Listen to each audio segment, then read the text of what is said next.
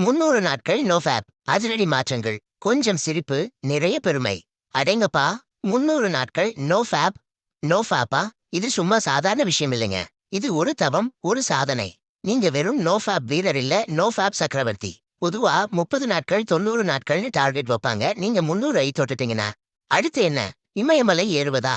அப்படிங்கிற மாதிரி தான் உங்க நிலைமை இருக்கும். சரி, 300 நாள் நோஃபேப்ல இருந்தா என்னென்ன மாற்றங்கள் நடக்கும்னு கொஞ்சம் ஜாலியாவும் அதே சமயம் உண்மையாவும் பார்ப்போம். 1. அதீத ஆற்றல். கரண்டுக்கு நீங்க சவால். சாதாரணமா ஒரு மாச நோஃபேப்கே பவர் பூஸ்ட் ஆகும்னு சொல்லுவாங்க. 300 நாட்கள்னா உங்க உடம்புல அதிகரித்த ஆற்றல் எங்கிருந்து வருதுன்னே தெரியாது. காலையில 5 மணிக்கு அலாரம் அடிக்கலைனாலும் தானா முழிப்பு வந்துடும். ஏண்டா இன்னைக்கு நான் எதுவும் சாதிக்கலையா? மனசு குடையும். பக்கத்து வீட்டாண்டி, டேய் தம்பி, இப்போல்லாம் ரொம்ப ஆக்டிவா இருக்கியே, ஏதாச்சும் புதுசா ஆரம்பிச்சிட்டியான்னு கேட்பாங்க. நீங்க மனசுக்குள்ள, ஆமா ஆண்டி, சும்மா இருந்தா சோம்பேறின்னு எங்க நோஃபேப் குரு சொன்னாருன்னு நினைச்சுப்பீங்க. ஜிம்முக்கு போனா நீங்க தான் எல்லா வெயிட்டையும் தூக்கி போடுற ஆளா இருப்பீங்க. 2. தன்னம்பிக்கை. சிங்கம் நடப்பது போல. இத்தனை நாள் நீங்க நோஃபேப்ல இருந்ததே ஒரு பெரிய சாதனைங்க. இந்த வெற்றி உணர்வு உங்க தன்னம்பிக்கையை எங்கேயோ கொண்டு போய் விட்டுடும். மத்தவங்க கிட்ட பேசும்போது கண்ணை பார்த்து பேசுவீங்க. ஒரு தயக்கமும் இருக்காது. முன்னாடி ஒரு பொண்ணு வந்தாலே தலைய குனிஞ்சவங்க இப்போ அவங்கள பார்த்து ஒரு புன்னகையோட நிமிர்ந்து நடப்பீங்க. ஏன்னா உங்க மனசுக்குள்ள, நான் 300 நாள் நோஃபேப்ல இருந்தவன்டா இந்த திமிர் இருக்கும். இந்த தன்னம்பிக்கை உங்க வேலை, படிப்பு, சமூக வாழ்க்கை எல்லாத்துலயும் எதிரொலிக்கும். நீங்க பேசினாலே ஒரு பவர் இருக்கும். 3. மனத்தெளிவு. ஐன்ஸ்டீன் தோத்து போவார். இவ்வளவு நாள் உங்க மனசுல ஓடிட்டு இருந்த அந்த தேவையற்ற சிந்தனைகள், கில்ட் ஃபீலிங்ஸ் எல்லாம் காணாம போயிருக்கும். உங்க மூளை இப்போ ஒரு சூப்பர் கம்ப்யூட்டர் மாதிரி வேலை செய்யும். எந்த முடிவும் தெளிவா எடுப்பீங்க. சிக்கலான பிரச்சனைகளை கூட ஈஸியா சால்வ் பண்ணுவீங்க.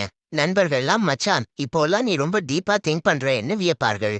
நீங்க சொல்லுவீங்க, பின்ன 300 நாள் சிந்தனை சக்கரம் ஓய்வில்லாமல் சுழலுது. உங்க கவனம் மற்றும் தெளிவு பல மடங்கு அதிகரித்திருப்பதை நீங்களே உணர்வீங்க. 4. சமூக உறவுகள். நீங்க ஒரு காந்தம். முன்னாடியெல்லாம் 4 பேர் பேசுனா நீங்க சும்மா கேட்டுக்கிட்டு இருப்பீங்க. இப்போ நீங்க தான் உரையாடல ஆரம்பிப்பீங்க. உங்ககிட்ட பேச எல்லாரும் விரும்புவாங்க. ஏன்னா நீங்க ரொம்ப பாசிட்டிவா, உற்சாகமா இருப்பீங்க. நண்பர்கள் வட்டம் பெரிதாகும். புது நட்புகள் உருவாகும். அவங்கிட்ட பேசினா ஒரு பாசிட்டிவ் எனர்ஜி கிடைக்குதுன்னு சொல்லுவாங்க.